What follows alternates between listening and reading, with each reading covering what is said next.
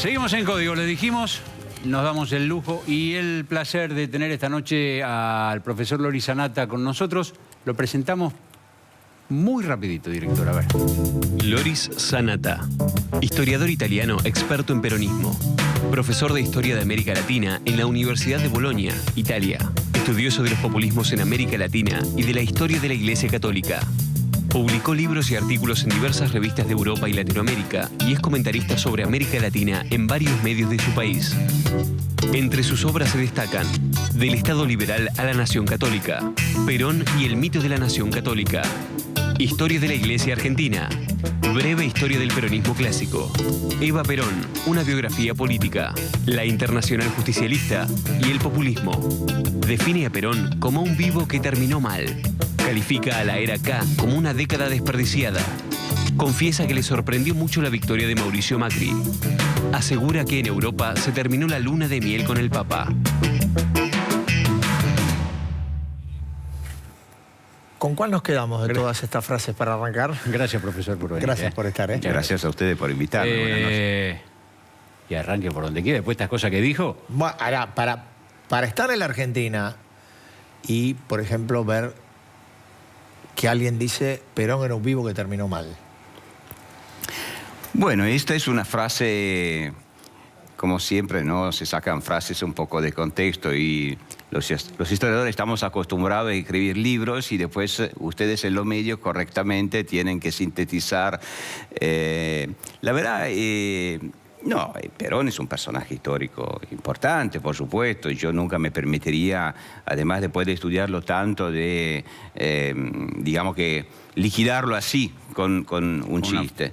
Pero yo pienso especialmente en mi libro sobre la Internacional Justicialista, donde yo hago una investigación, bueno, de 20 años en muchos archivos diplomáticos en 8 países del mundo y por lo tanto lo que digo pienso que esté basado en fuentes confiables, etc. Bueno, la impresión es esencialmente en la política exterior del peronismo que hubo una política con escaso sentido del Estado, o sea, con muchas ambiciones, con ambiciones que estaban fuera de alcance de la potencia argentina de la época y que durante mucho tiempo Perón jugó un doble juego, especialmente hacia su pueblo, llamámoslo así, y hacia los socios externos. Un doble discurso, digamos así. ¿Hasta cuándo se quedó enredado en su doble discurso? Y Argentina, de tener una gran ambición, yo diría hasta de reunir alrededor de Argentina a todos los países latinos y católicos, se quedó aislada. Fue un daño grande para Argentina. Pero esta frase del vivo la dejo limitada a esto, no voy más allá de esto. Usted en sus textos, Sanata, habla del pueblo como un concepto que es como el puente para llegar al populismo. Sí. ¿No? Y acá la palabra pueblo es una palabra casi sagrada, ¿no? En nombre del pueblo es muy difícil discutir algo que se dice está hecho en nombre o a favor del pueblo. Y sin embargo usted pone en cuestión este asunto. Sí, ese es uno de los temas que más he trabajado en mi vida, y además no tanto desde un punto de vista teórico, sino más bien desde el punto de vista de la historia. Y efectivamente la palabra pueblo, especialmente en América Latina, pero yo diría también en la Europa Latina, no casualmente tenemos raíces parecidas. Sí, claro. La palabra pueblo tiene muchos significados. Y bueno, en el populismo el pueblo tiene el significado de una identidad, finalmente. Mientras digamos que en la tradición de la Ilustración el pueblo es el que está determinado por la Constitución, está determinado por la ley. Bueno, en el mundo latino y católico, y especialmente en los movimientos populistas, la idea de pueblo es una identidad histórica casi eterna, inmutable y unívoca además, que todos tienen que compartir, porque de otra manera se saldrían afuera del pueblo y se volverían antipueblo, como muchas veces dicen los movimientos populistas. Bueno, este pueblo es un pueblo que está por arriba de la ley, está por arriba de la Constitución, que por cierta manera implica una tutela sobre la misma Constitución. Esto yo creo que sea la raíz del populismo, efectivamente. Usted también hace, de los libros que yo he leído, por lo menos referidos a la Argentina, un vínculo muy estrecho entre la política, el peronismo y la Iglesia como un núcleo digamos, que envuelve todo eso, ¿no? Es más, usted plantea, si no me equivoco, en este libro, casi la cuestión de que el peronismo dirime la pelea entre liberalismo e iglesia, digamos, catolicismo tradicional dentro de la Argentina. Sí, efectivamente es así. Yo lo llamo, en mis libros, lo llamé el mito de la nación católica.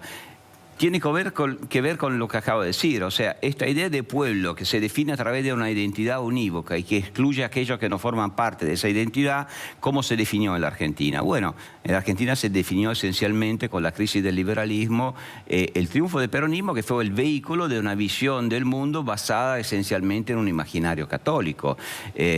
Esto no quiere decir que fuera un movimiento confesional, y como saben mejor que yo, por eso hubo conflictos también. El peronismo se transformó, pero no fue el único caso en el mundo, en un vehículo de la recristianización de la sociedad. Tenía un imaginario corporativo, así como lo tenía la iglesia, tenía la idea que la nación, la llamada comunidad organizada, debería tener una ideología unívoca, que sería la doctrina peronista.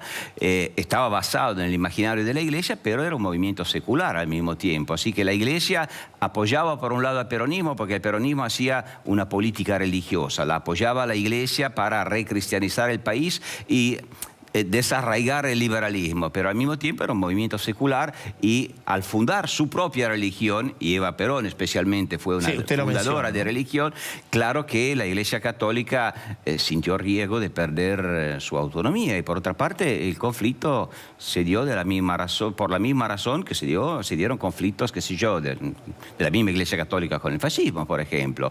Pero después del 55, ustedes lo saben, finalmente la mayoría de la Iglesia Católica Argentina, que es una Iglesia Católica que tiene esta visión nacional católica del mundo, los sectores católicos liberales, o sea, convencidos que el catolicismo puede convivir con el liberalismo, han sido muy minoritarios en la Argentina. Bueno, la mayoría volvió, no digo al redil porque sería demasiado, pero volvió a buscar en el peronismo su natural expresión. Usted dice que el cardenal Bergoglio y el Papa Francisco es la expresión de esta corriente dominante de la Iglesia argentina. Sí.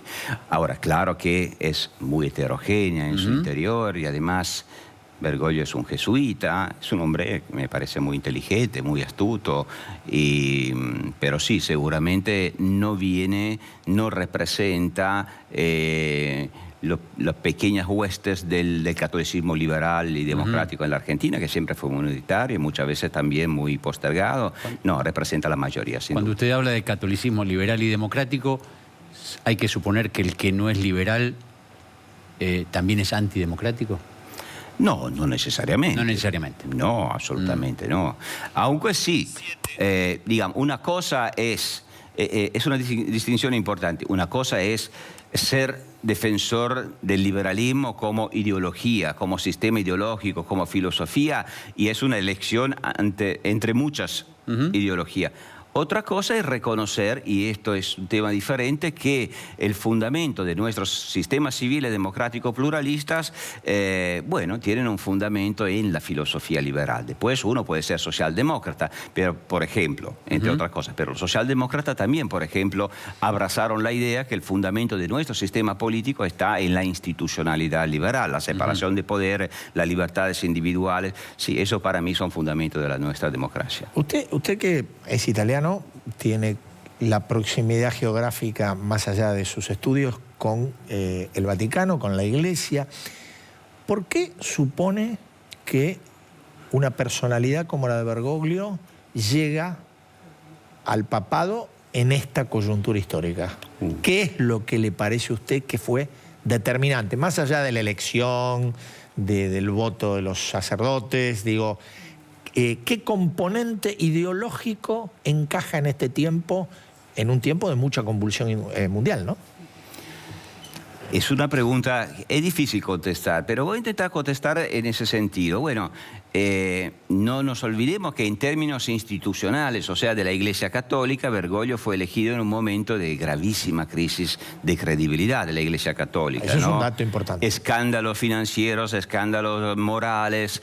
Entonces, la idea de un hombre jesuita, jesuita, por supuesto, que además tiene un estilo extraordinariamente popular, no tiene el estilo austero de un Benedicto, no es un intelectual, es más un pastor que por lo tanto se dirige a las masas, digamos así. Claro que esto le vuelve a dar al catolicismo su dimensión simbólica y masiva del que el catolicismo necesitaba. Pero no es solamente eso, yo creo que también, bueno, es la globalización de la Iglesia, ¿no? O sea, la respuesta de la Iglesia al desafío de la globalización. Un papa que viene por primera vez desde afuera de Europa significa también una mirada a la Iglesia católica desde afuera de Europa. Y efectivamente me parece que Papa Francisco es coherente con esto, pues yo tengo la impresión que la visión de Francisco, que siempre fue muy antiliberal, antimercado, antioccidental en cierto sentido, bueno, lo veo por su política y por su diplomacia. Su idea es una colaboración ecuménica cada vez más estrecha con las otras religiones monoteístas, y toda su crítica está apuntada a Europa como un continente que mató a Dios. Así que este me parece la idea, el proyecto, no sé cuánto racional, pero... Sí, y el origen de su elección. Yo lo veo así y es muy divisivo, pues yo veo que en Europa, bueno, la costumbre es del Papa o se habla bien o no se habla.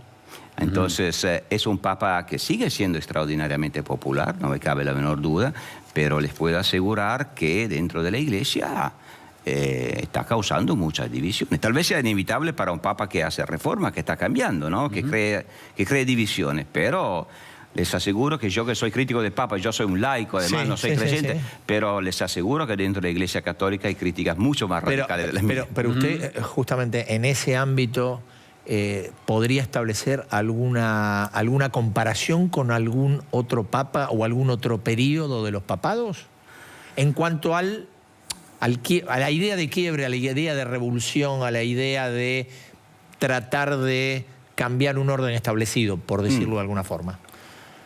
Bueno, Juan XXIII, en cierta medida, convocando el Concilio Vaticano II, aceptó un desafío enorme, el de la modernidad.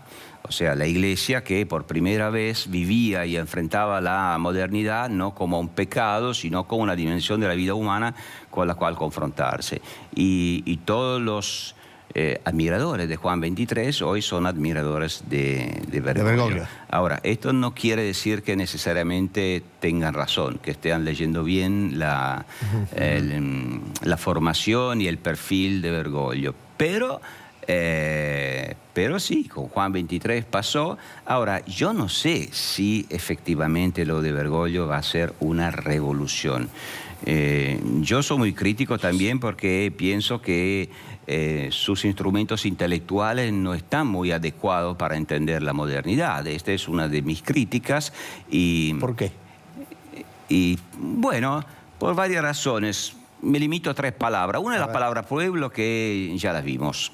Y la visión de pueblo de Bergoglio es un poco que viene del jesuitismo, ¿no? Porque los jesuitas siempre pensaron que tenían una misión de inculturación, o sea, de difundir el mensaje cristiano en culturas lejanas, pero respetando la cultura. Es lo que me parece muy bien. Pero su idea de cultura es una cultura en realidad monolítica. En el mundo hay muchas culturas y cada cultura es monolítica en su interior. Esto me parece una visión que no coincide con lo que está pasando en la globalización, donde todas las culturas son híbridas en realidad, menos las muy aisladas. La segunda palabra es la pobreza.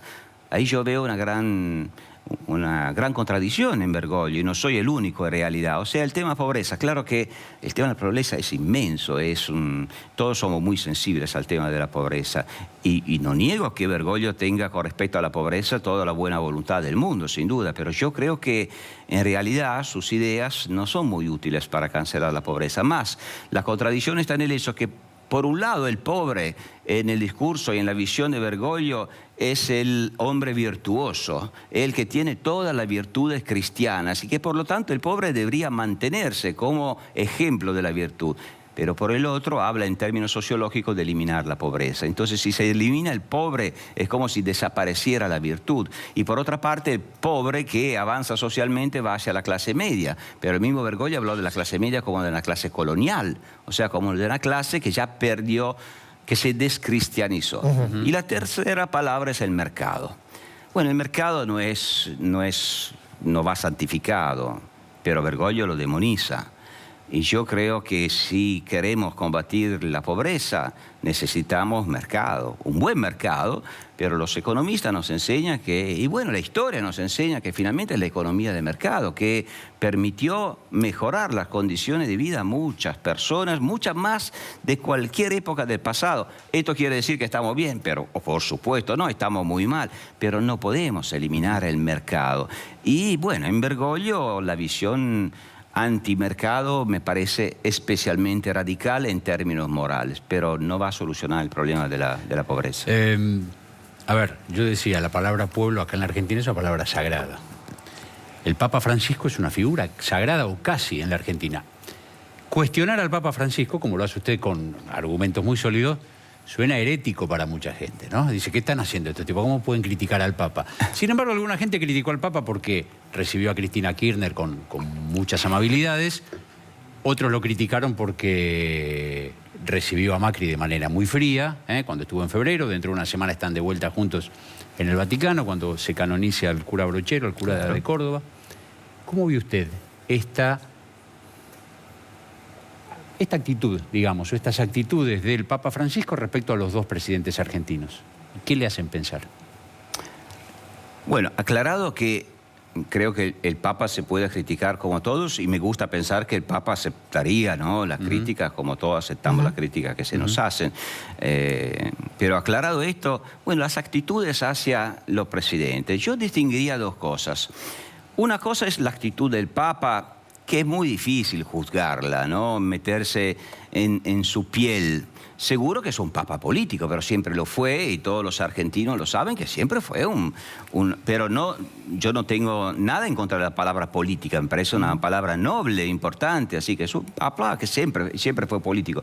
Ahora, dentro de esta visión, de acuerdo con el cual el pueblo es el custodio de la identidad eterna de la nación, y esta identidad es católica, y que el peronismo ha sido históricamente el vehículo de esa identidad, bueno, me resulta bastante lógico y coherente que el Papa tiene, digamos, más afinidad, no estoy hablando de una militancia que no tendría sentido, más afinidad hacia el peronismo. Así que no creo que Macri fuera su candidato favorecido. No, eso claramente no. Creo que la relación con Macri, pero eso ya estoy en dificultad de decirlo, porque viviendo en Italia no conozco el día tras día. Bueno, hubo una época de tormenta al comienzo, de ajuste, digamos. Pienso que hoy que el Papa acepta plenamente la presidencia de Macri, puede haber cooperación. Pero no creo que sea el tema más importante esto, o sea, la relación del Papa con Macri o con Cristina Kirchner. Yo creo que la influencia del Papa y de la Iglesia en general en una sociedad o en un sistema político directamente, y lo digo no solo como historiador de la Iglesia, sino como ciudadano italiano, tuvimos muchos papas nosotros, así que puedo decirlo en base a la experiencia, esta influencia... cuanto mayor, cuanto más la sociedad se lo permite. O sea, una sociedad de instituciones estables, laica, puede tener un papa, pero el papa no va a tener finalmente la función de una autoridad alternativa a la autoridad civil. Esto pasa en un país donde el populismo ha tenido muchas raíces, porque si se ha desarrollado la idea que sí, existe la Constitución, existe un presidente elegido por el pueblo, pero existe una idea de pueblo que sería el pueblo de Dios que está por arriba, entonces, bueno, se asistirá a muchos viajes a Roma para ver al Papa sacarse una foto y pensar así de tener una legitimidad que está por encima de las instituciones políticas. Entonces el problema es más de la sociedad argentina que del Papa, yo creo. Dígame, usted que ha escrito mucho sobre los populismos, bueno, venimos de un tiempo largo, una década, depende de cada país. Digo, ¿cómo ve la región en ese aspecto y cómo la ve a partir de algunos cambios, en el caso de Argentina, con una elección absolutamente normal, en el caso de Brasil, con una crisis política que deriva en un cambio de gobierno. Y Venezuela que va camino a Dios sabe qué cosa. Claro, yo empezaría por Venezuela, porque Venezuela fue y se autopresentó como modelo, ¿no? Alternativo a la democracia liberal representativa, como modelo de populismo que tenía una historia, porque bueno, estaba vinculado con el castrismo, con la historia del populismo en América Latina. Por lo tanto, bueno, yo siempre digo, así como la crisis argentina del 2001 fue interpretada de parte de muchos, yo pienso que bastante correctamente, es una simplificación, pero correctamente, como el fin de la etapa neoliberal en América Latina. Bueno, me pregunto por qué nadie dice que la dramática crisis de Venezuela, pero realmente dramática, y yo creo que no se subraya suficientemente, bueno, significa el fracaso de esa alternativa y significa y debería significar el final de esta alternativa. Populista, o sea, en América Latina. En América Latina. Ahora, ¿qué va a pasar? Yo estoy bastante optimista en cierto sentido. ¿Será que los historiadores miramos las cosas un poco en el largo plazo, no al día tras día? Entonces, claro, si miro hoy a Venezuela, me asusta la situación. Nadie sabe cómo va a terminar eso. Pero si lo miro en sentido más amplio, bueno, hubo una época en que los populismos eran tan fuertes que terminaban destruyendo todo el sistema institucional pluralista e imponían sistemas dictatoriales en nombre del pueblo.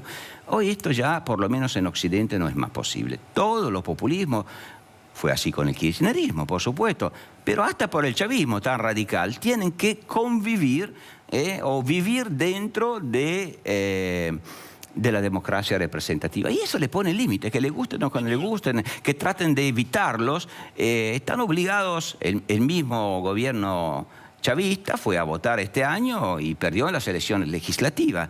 Bueno, ¿se imaginan un régimen populista del pasado que iba a votar y perdía las elecciones? Era inimaginable. Entonces, si lo miramos en perspectivas históricas, en realidad, el populismo, que sigue siendo fuerte y seguirá siéndolo en el futuro también, pero el populismo está obligado a cambiar. Y quien ganó espacio es la democracia representativa, que es un espacio plural, no es tampoco un dogma o el mejor sistema, digamos, o el sistema perfecto, pero es el menos imperfecto. Ahora, usted dice que el 2001 cierra un ciclo neoliberal, que el caso Venezuela podría ser simbólico del fin de un ciclo de populismos.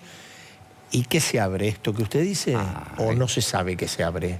Yo creo que no se sabe, o sea, pero tal vez sea mejor que no se sepa. O sea, que no haya modelos ideológicos preestablecidos, que por fin se gobierne con cierto pragmatismo de acuerdo con la situación que se va planteando.